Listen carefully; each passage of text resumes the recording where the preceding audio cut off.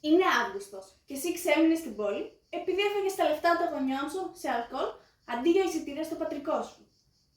Η λέσχη είναι κλειστή και εσύ αυτό που τρως όλη μέρα είναι μαρμελάδα με ψωμί ή ψωμί με μαρμελάδα.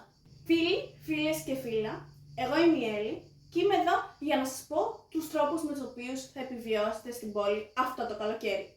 Νούμερο 1. Καλλιέργησε στο μπαλκόνι σου λαχανικά ώστε να τρως τα δικά σου προϊόντα.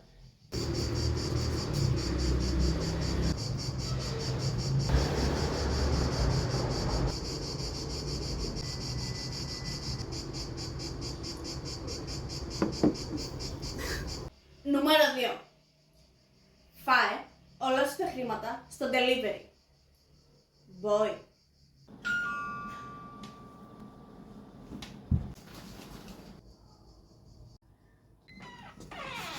Έφερα την πίτσα. Μόνο αυτό έφερες. Έφερα και μια κοκακόλα. Τι ωραία που τα λες. Πώς θα ήθελες να μου χορέψεις? Όχι. Για 20 ευρώ.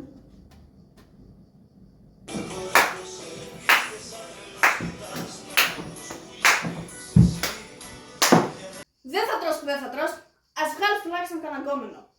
Νούμερο 3. Κάνε φίλο έναν μάγειρα και πήγαινε τυχαία στο σπίτι του τις ώρες που μαγειρεύει για να τρώτε μαζί.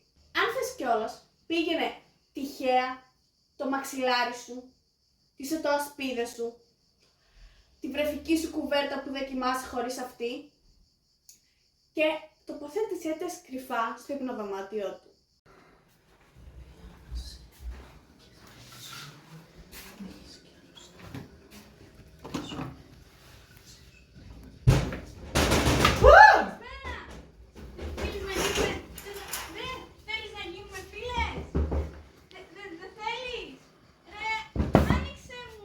Αυτοί ήταν οι τρόποι για να επιβιώσετε και εσείς στην πόλη αυτό το καλοκαίρι. Θα ήθελα θερμά να ευχαριστήσω την ερευνητική μου ομάδα για όλο αυτό. Ευχαριστώ Πέτρο, ευχαριστώ Σούζη, ευχαριστώ Λουκανόπιτα. Και εμείς τα λέμε από τον Οκτώβριο στη Λέσχη. Παραγγείλουμε κάτι, πείνασα. Αχα.